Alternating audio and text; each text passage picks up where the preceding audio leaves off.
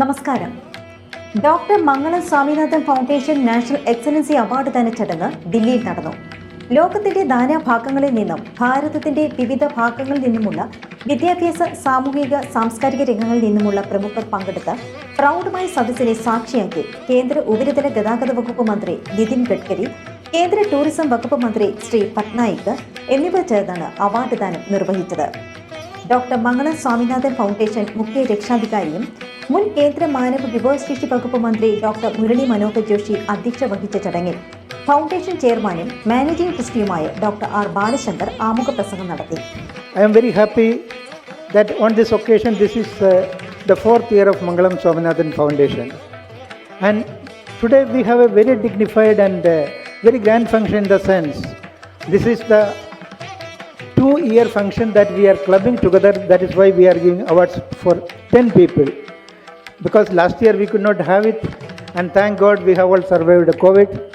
And we are in a position today that we are having this program, and in the presence of a person who is really changing the destiny of India. This is an award that is constituted in the memory of Mangala, and she has been a passionate worker in all these fields: art, culture, journalism, science reporting, and also because of her tragic death, we have this investigation in medical malpractices. This is a rare award that is given to people who are either fighting or exposing the kind of malpractices in the medical field, particularly in the private sector, because Mangala has been a victim of that.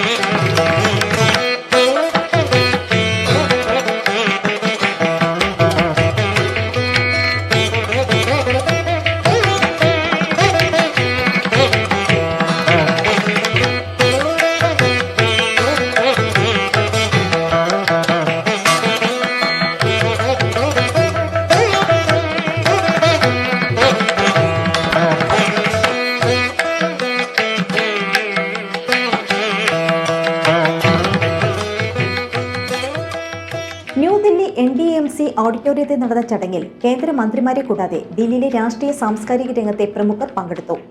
BJP intellectual വിഭാഗത്തിന്റെ മേധാവിയും രാജ്യത്തെ മുതിർന്ന മാധ്യമ പ്രവർത്തകനുമായ doctor R ബാലശങ്കറിന്റെ നേതൃത്വത്തിൽ doctor Mangalam Swaminathan foundation നടത്തുന്ന സാമൂഹ്യ പ്രവർത്തനങ്ങളെയും സാംസ്കാരിക സംഭാവനകളെയും കേന്ദ്രമന്ത്രി നിതിൻ ഗഡ്കരി പ്രകീർത്തിച്ചു. सबसे पहले मैं डॉक्टर मंगलम स्वामीनाथन फाउंडेशन को शुभकामना और शुभेच्छाएं दूंगा. वो इस बात के लिए दूंगा कि उन्होंने विशेष रूप से समाज में विविध क्षेत्र में, चाहे विज्ञान का क्षेत्र हो, चाहे कला का क्षेत्र हो, चाहे पत्रकारिता का क्षेत्र हो, सभी क्षेत्र में जो चुनकर जो पुरस्कार दिए हैं, वो पुरस्कार्थी में से काफ़ी लोगों को मैं जानता हूँ और उनने इंडिपेंडेंट, इम्पार्शल और फेयरली चयन करके इन लोगों का जो सत्कार किया है वो बहुत ही उचित और न्यायोचित है. और इसलिए मैं सिलेक्शन के लिए भी उनको सबसे पहले बहुत बहुत शुभकामनाएं देता हूँ, अभिनंदन करता हूँ.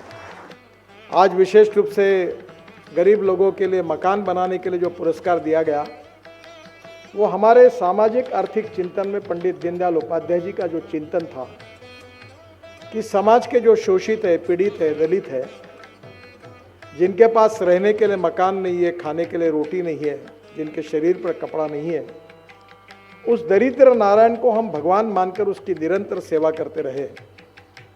और जिस दिन उस व्यक्ति को रोटी, कपड़ा और मकान मिलेगा, उसी दिन हमारा कार्य पूरा होगा, ऐसा हम समझेंगे.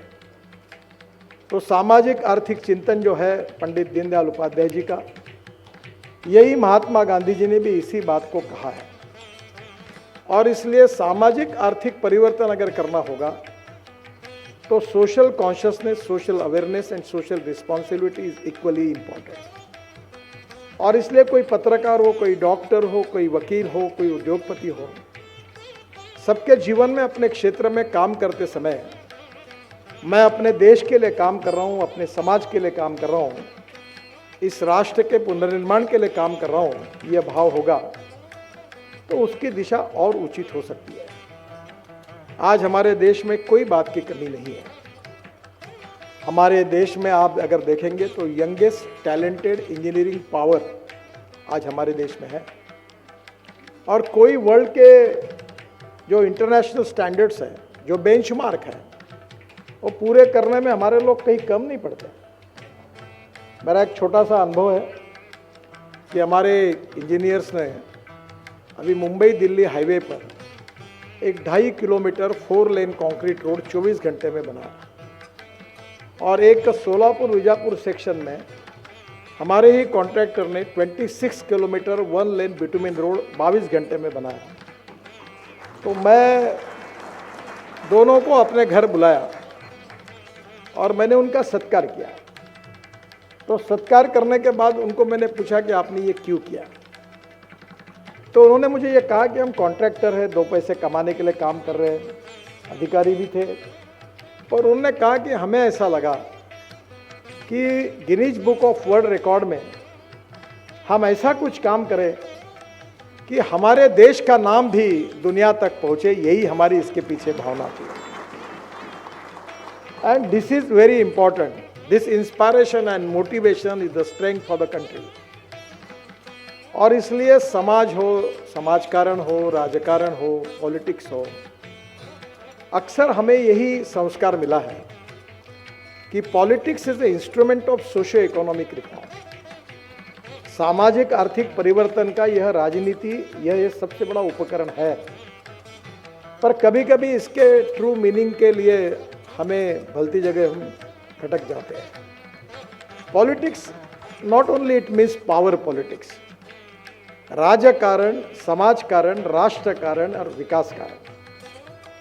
और इसलिए मैं ये मानता हूँ कि विशेष रूप से डॉक्टर मंगलम स्वामीनाथन जी की जो सोच थी, वो एक राष्ट्रीय विचारों की एक पैशनेट पत्रकार भी थी, पर उनके साथ साथ उन्होंने हेल्थ सर्विसेज से लेकर छोटे बच्चों तक सोशल सर्विस के एक सेक्टर में भी उन्होंने लगातार अपनी उस बातों का कार्य करती रही। और इसलिए उनकी सोच और उनके कार्य से प्रेरणा लेकर ये ट्रस्ट जो काम कर रहा है, उसमें बहुत इम्पॉर्टेंट है कि आज हर जगह पर अगर कोई कमी है तो निस्पृह, निस्वार्थी और समर्पित भाव से, राष्ट्र और समाज के प्रति समर्पित भाव से काम करने वाले लोगों की जितनी बड़ी संख्या चाहिए उतनी नहीं है। और इसलिए मैं ये मानता हूँ कि आज एक तरफ इतिहास, संस्कृति और विरासत, ये हमारी ताकत है। मूल्याधिष्ठित जीवन पद्धति और परिवार पद्धति हमारी ताकत है। हमारे इतिहास को, हमारी भूतकाल को हम कभी भूल नहीं सकते। ചുരുങ്ങിയ കാലയളവിനുള്ളിൽ ഡോക്ടർ മംഗളം സ്വാമിനാഥൻ ഫൗണ്ടേഷന് ശാസ്ത്ര, മാധ്യമ, സാമൂഹിക, സാംസ്കാരിക മേഖലയിൽ തനതായ കയ്യൊപ്പ് പതിപ്പിക്കുവാൻ കഴിഞ്ഞുവെന്നത് അഭിമാനിക്കുവാൻ വക നൽകുന്നതാണെന്ന് കേന്ദ്രമന്ത്രി ശ്രീ പട്നായിക് അഭിപ്രായപ്പെട്ടു. This is an emotional moment for me. I know Dr. Balashankar ji and Dr. Mangala ji for a long time. I understand that during this period she expanded her activities to a number of new areas like art and culture, which is the forte of IGNCA. She had, as many told me, had become the face and brand ambassador of IGNCA. It is appropriate that in Mangala's memory that foundation has taken up the task of completing and fulfilling the dreams Mangala's cherished. I am very delighted on this occasion to give away the national awards which are essentially dedicated to the fields and areas of Mangala's interest. I hope, I am sure, this award in a few years will achieve a level of prestige, reputation and popularity that practitioners in each of these areas will look forward for it every year. Delhi ആസ്ഥാനമാക്കി പ്രവർത്തിക്കുന്ന doctor Mangalam Swaminathan ഫൗണ്ടേഷന്റെ 2020-21 എന്നീ 2 വർഷങ്ങളിലെ excellency അവാർഡുകളാണ് വിതരണം ചെയ്തത്. മാധ്യമരംഗത്തെ സമഗ്ര സംഭാവനകൾ കണക്കിലെടുത്ത് ഹിന്ദുസ്ഥാൻ സമാചാറിന്റെ ചെയർമാൻ RK സിൻഹയ്ക്കാണ് 2020 മാധ്യമ പ്രവർത്തനത്തിനുള്ള അവാർഡ് നൽകിയത്.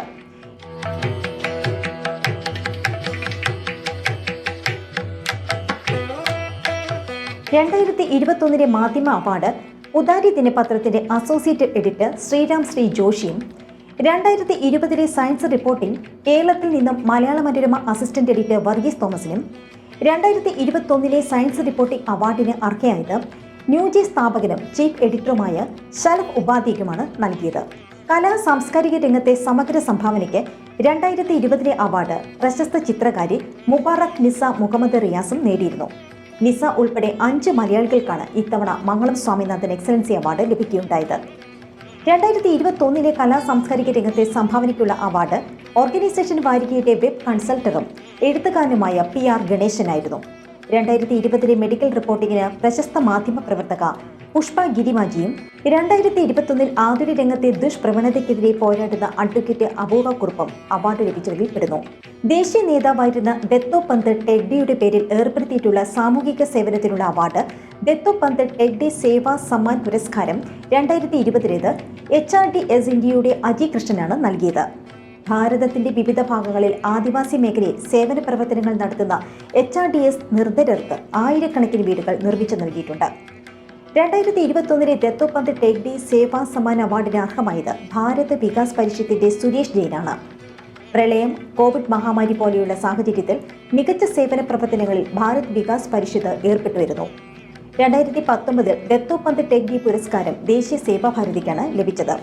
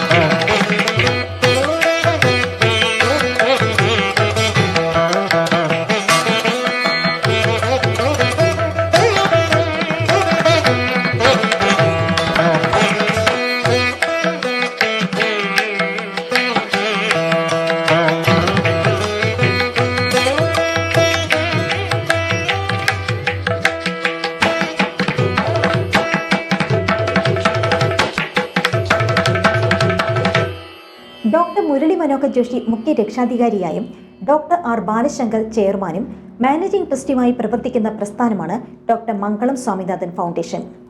കോവിഡ് പശ്ചാത്തലത്തിൽ 2020 ഡോക്ടർ മംഗളം സ്വാമിനാഥൻ അവാർഡ് ദാന ചടങ്ങുകൾ മാറ്റിവെച്ചിരുന്നു. 2021 അവാർഡ് പ്രഖ്യാപനത്തിൽ കഴിഞ്ഞ വർഷത്തെ അവാർഡ് കൂടി പ്രഖ്യാപിക്കുകയായിരുന്നു. സാമൂഹിക പ്രവർത്തനം, കലാ സാംസ്കാരികം, ശാസ്ത്രം, മാധ്യമപ്രവർത്തനം, വൈദ്യശാസ്ത്രം എന്നീ സമൂഹത്തിന്റെ 5 വ്യത്യസ്ത മേഖലകളിൽ സമഗ്ര സംഭാവന നൽകിയിട്ടുള്ള വ്യക്തികൾക്കോ സ്ഥാപനങ്ങൾക്കുമാണ് അവാർഡ് നൽകുന്നത്. 1 ലക്ഷം രൂപയും ഫലകവുമാണ് ഓരോ വിഭാഗത്തിലെയും അവാർഡ് ജേതാക്കൾക്ക് ലഭിക്കുക. പ്രശസ്ത മാധ്യമ പ്രവർത്തകയും ദില്ലി കേന്ദ്രീകരിച്ച് സാമൂഹ്യ സേവന പ്രവർത്തനങ്ങൾ നടത്തി വന്നിരുന്ന ഡോക്ടർ മംഗളം സ്വാമിനാഥന്റെ സ്മരണയ്ക്കായിട്ടാണ് മംഗളം സ്വാമിനാഥൻ ഫൗണ്ടേഷൻ രൂപീകരിച്ചത്. ദില്ലിയിൽ Indira Gandhi cultural central assistant ഡയറക്ടറായിരുന്ന doctor Mangalam Swaminathan കലാ, സാഹിത്യ, സാംസ്കാരിക രംഗത്തെ നിറസാന്നിധ്യമായിരുന്നു. പാവപ്പെട്ടവരുടെ ദുരിതങ്ങളിൽ സഹായഹസ്തവുമായി സേവന പ്രവർത്തനങ്ങളിലും വ്യാപൃതനായിരുന്ന ഡോക്ടർ മംഗളം സ്വാമിനാഥന് ദില്ലിയിലെ സാകേത് മാക്സ് ആശുപത്രി ഡോക്ടർമാരുടെ അശ്രദ്ധയിൽ അകാലത്തിൽ ജീവൻ പൊലിയുകയായിരുന്നു.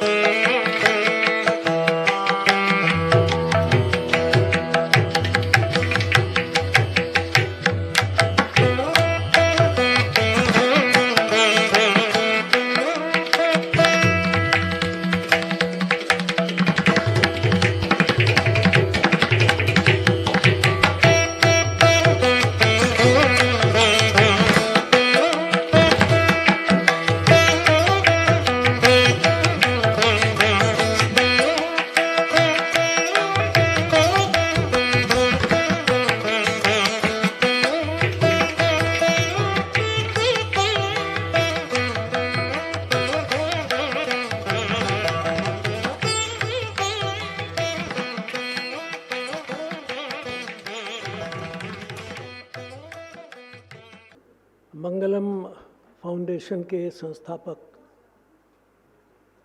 और मेरे बहुत पुराने सहयोगी श्री बालाशंकर जी, मंगलम संस्थान के मेरे साथ पैट्रन के रूप में सुशोभित हैं डॉक्टर महेश शर्मा जी,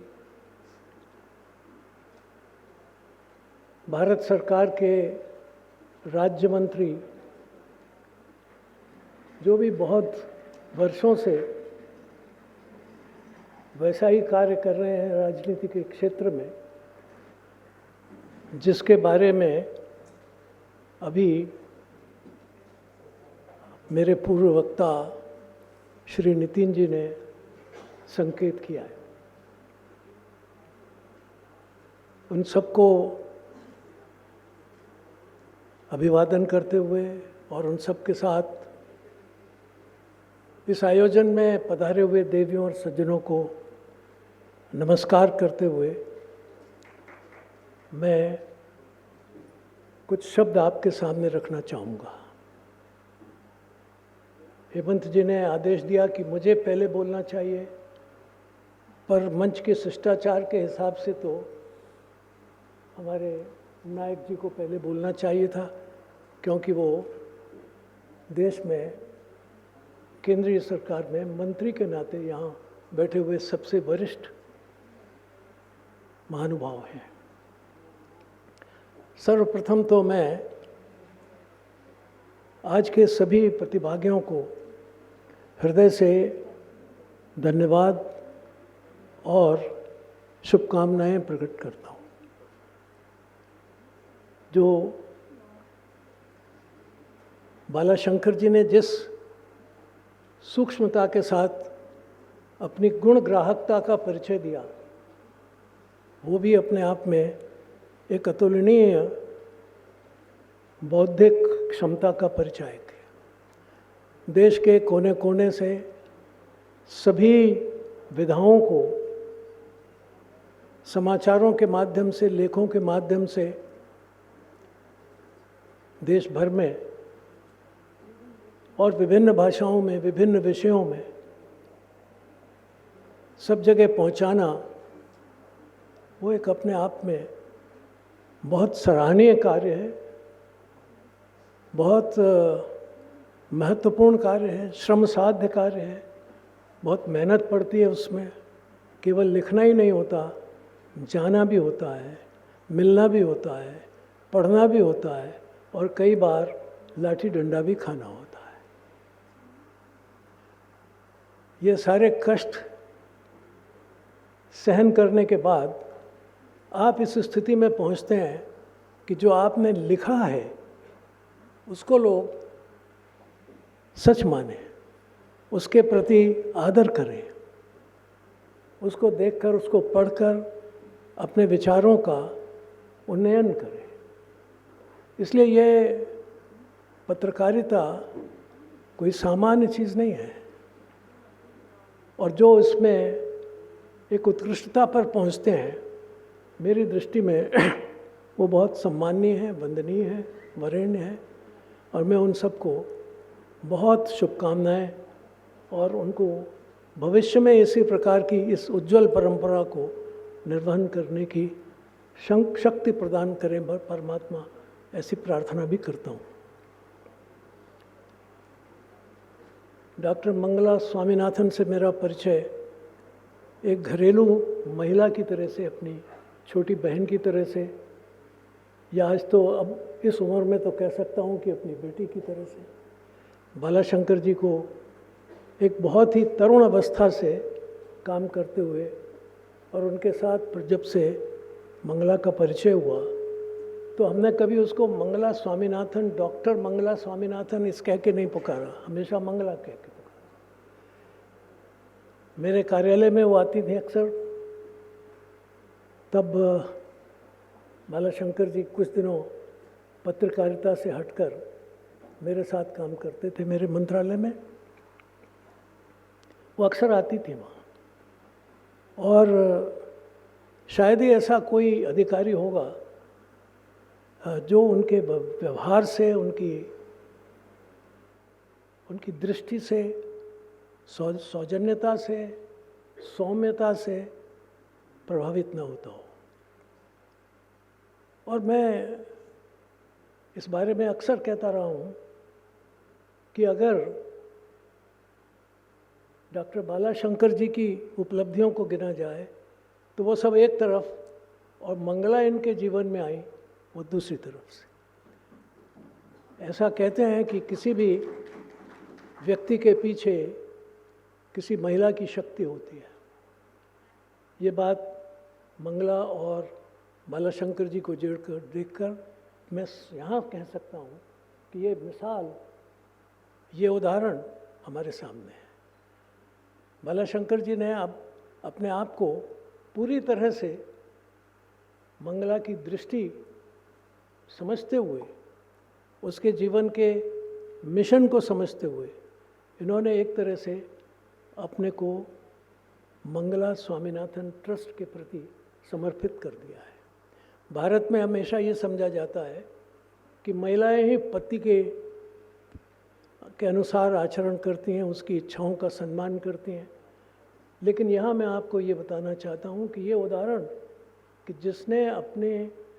जिसको अपना उद्देश्य बना लिया, जीवन का एक पथ निर्धारण कर लिया, उस हमारे डॉक्टर बालाशंकर की प्रेरणा स्रोत उनकी पत्नी थी।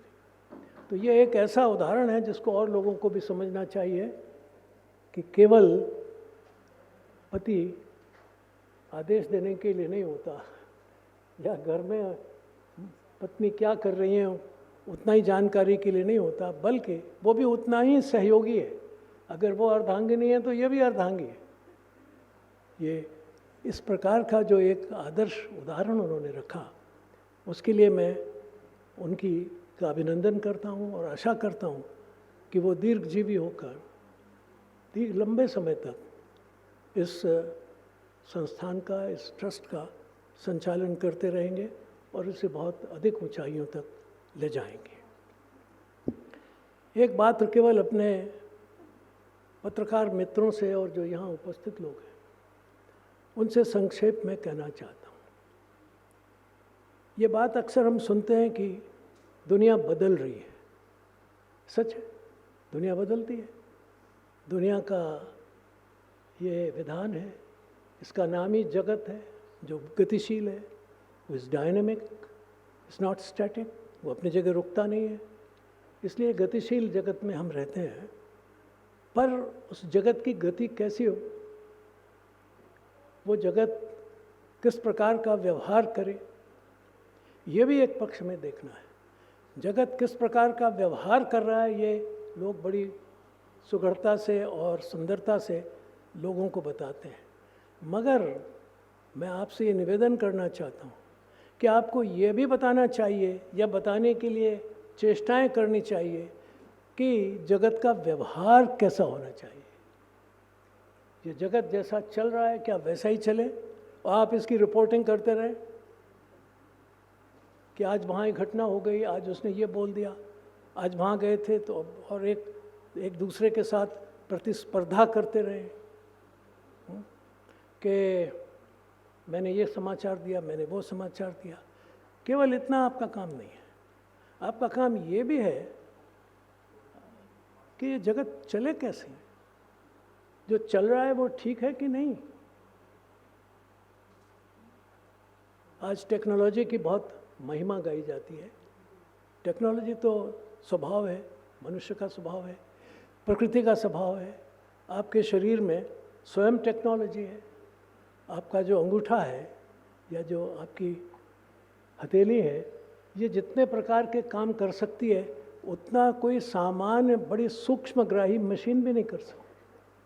इसमें जितने प्रकार के मूवमेंट्स हो सकते हैं, गति हो सकती हैं, मोड़ और तोड़ हो सकते हैं, वो नहीं कर सकते।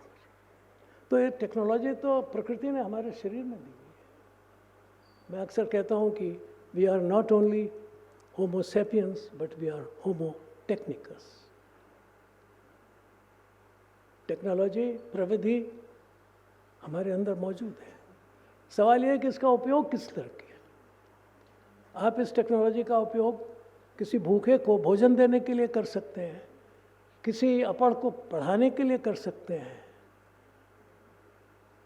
किसी दुख दर्द के हाथ के व्यक्ति के ऊपर एक मुलायम हाथ फेर के उसको सांत्वना दे सकते हैं। यस, इसी हाथ से आप थप्पड़ भी मार सकते हैं, चाकू भी चला सकते हैं, गोली भी चला सकते हैं। टेक्नोलॉजी है। पर हमारे देश में कहा गया कि नहीं, इस टेक्नोलॉजी का उपयोग इसके लिए नहीं होना है कि आपने चाकू चलाना है या थप्पड़ मारना है या किसी की संपत्ति को लूटना है या किसी के परिवार को विघटित कर देना है। नहीं, हम बताया गया कि नहीं, इसका उपयोग इसलिए नहीं है, आभूषण के लिए केवल ये नहीं है शरीर, और ना ही किसी को दुख पहुंचाने के लिए है। तो एक हमारे देश की विशेषता है, वो विशेषता ये है कि सब चीज़ों का उपयोग, उसकी दृष्टि क्या होनी चाहिए। और आज मैं आप सबसे ये कहना चाहता हूँ कि आज जिस प्रकार से हम टेक्नोलॉजी के पीछे एक अंध युग के तौर पर चले जा रहे हैं, इस पर गंभीरता से विचार करने की ज़रूरत है। Technology yes, but for whom and but for what. Technology किस लिए बनी है, क्यों बन रही है और किस लिए बननी चाहिए।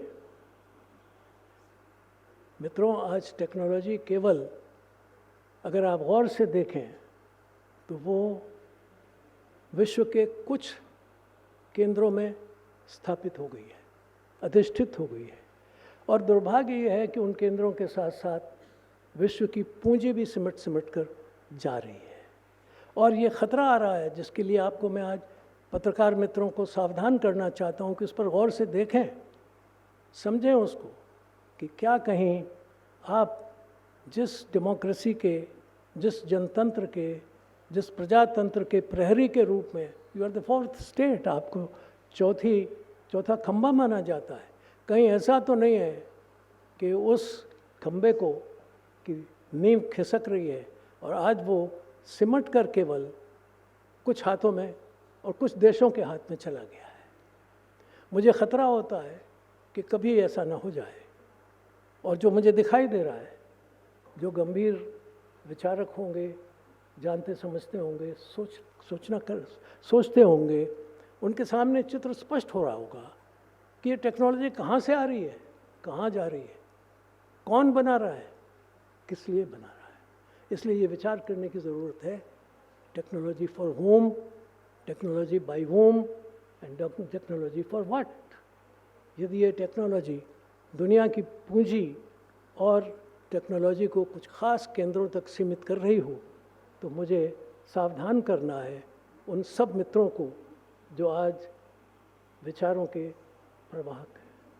उनको देखना होगा कि टेक्नोलॉजी कहाँ से आ रही है और कहाँ जा रही है और क्यों जा रही है। क्या इसे रोका जा सकता है, क्या इसका कोई निदान किया जा सकता है। क्योंकि आज जो ख़तरा है कि हमारा मस्तिष्क, हमारे विचार और साथ ही साथ हमारी अर्थव्यवस्था, इन दोनों पर आघात हो रहे हैं। और मैं एक छोटी सी बात कह के समाप्त करूँगा कि मेरे मन में ये भय है कि कहीं ऐसा ना हो कि हमारा मस्तिष्क और हमारा पेट दोनों ही किसी एक सर्वग्रासी अर्थतंत्र के हाथ में सिमट कर न रह जाए और हम उसी समय तक स्वतंत्र हैं जब तक हमारा पेट यानी हमारी अर्थव्यवस्था और हमारा दिमाग यानी हमारी विचार व्यवस्था, इस पर हमारा नियंत्रण है, तभी तक हम स्वतंत्र हैं। व्यक्ति उसी समय तक स्वाधीन है। I am as much independent as my mind, my brain and as much independent as my stomach. अगर मुझे अपनी भूख मिटाने के लिए किसी का कृतदास नहीं होना पड़ता है, यदि मुझे अपने विचारों को प्रकट करने के लिए किसी का आदेश लेना पड़ता है, तो मैं समझता हूँ इस प्रकार की व्यवस्था मानव के लिए कितनी अच्छी होगी या बुरी, इस पर आप भी विचार करें। भारत को विश्व गुरु बनना है, इसमें कोई शक नहीं, क्योंकि हम बहस रह चुके हैं एक बार हम रह चुके हैं, मगर कैसे बनना है ये लंबी सवाल है, इसको आज मैं उठाना नहीं चाहता हूँ। लेकिन मैं ज़रूर कहना चाहता हूँ कि जब भारत विश्व गुरु था तब वो दुनिया को सब कुछ दे रहा था। हम टेक्नोलॉजी दे रहे थे, हम फिलॉसफी दे रहे थे, हम साइंस दे रहे थे, हम व्यवहार दे रहे थे, आचार दे रहे थे। हम दुनिया को, सारी दुनिया को एक कुटुंब के रूप में परिभाषित कर रहे थे। लोग हमारे साथ थे क्योंकि तब हम बता रहे थे विचार ऐसा होता है, टेक्नोलॉजी ऐसी होती है। हमने मेडिसिनल साइंस हमने दी है, टेक्नोलॉजी में बढ़िया से बढ़िया स्टील हमने बनाया है। मेडिसिन में तो हमारा कोई किसी प्रकार का किसी से प्रतिस्पर्धा का सवाल ही नहीं उठता था। टेक्नोलॉजी की लंबी बात नहीं कहना चाहता हूँ, पर इतना ही कहना चाहता हूँ कि बहुत सी टेक्नोलॉजी जो हमने दी थी वो आज थोड़े से रूप बदल करके दुनिया में फिर हमारे पास आ रही हैं वापस। तो जब हम विश्व गुरु थे, हम दुनिया को दे रहे थे, हम बता रहे थे कि ऐसे चलो।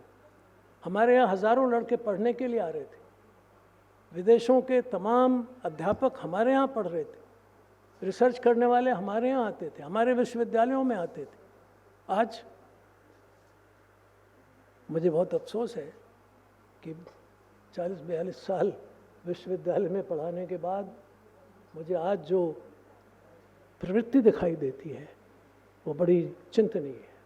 हमारे यहाँ पढ़ने नहीं आते, हमारे यहाँ से लोग पढ़ने जाते हैं, और बाहर से भी हम लोगों को बुलाकर कभी कभी एक बहुत अपनी, जिसको कहना चाहिए, गौरव की गाथा बताते हैं कि हमारे यहाँ फलानी यूनिवर्सिटी के साथ हमारा एक वो हो गया है, मसौदा हो गया है, करार हो गया है कि वो व्यक्ति आएगा और हमें ज्ञान देकर चला जाएगा। और उसके बाद उस व्यवस्था से निकले हुए व्यक्ति से क्या हम ये आशा कर सकते हैं कि वो विश्व गुरु होने की तरफ आगे जाएगा? मैं जब कुछ समय के लिए देश में मंत्री था तो मैं एक सामान्य स्लोगन देता था, बहुत ही 3 लाइनों का स्लोगन है, इंडिया इज ओरिजिनल। भारत हमेशा से ओरिजिनल था, मौलिक था, हमने किसी की कॉपी नहीं की थी। India is original, India does not copy, Bharat किसी का अनुक्रमण नहीं करता। देयरफॉर सच ए इंडिया लीड्स, ऐसा ही देश दुनिया का मार्गदर्शन कर सकता है।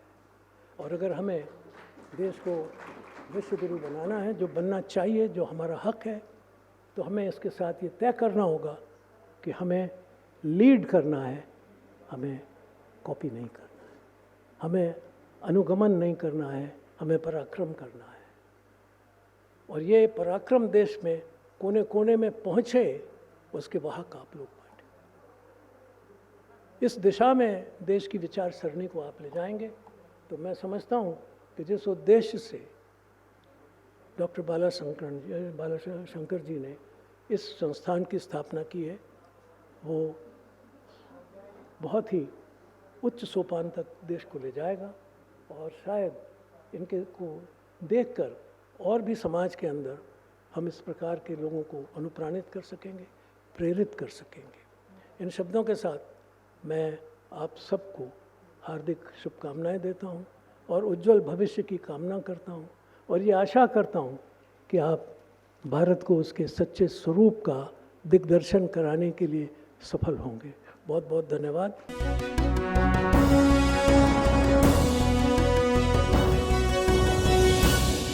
ചാനൽ സബ്സ്ക്രൈബ് ചെയ്യാത്തവർ ഉടൻ തന്നെ സബ്സ്ക്രൈബ് ചെയ്യുക. ബെൽ ഐക്കൺ കൂടി ക്ലിക്ക് ചെയ്താൽ ഞങ്ങൾ അപ്ലോഡ് ചെയ്യുന്ന വീഡിയോകളുടെ നോട്ടിഫിക്കേഷൻ ഉടൻ തന്നെ ലഭിക്കുന്നതായിരിക്കും.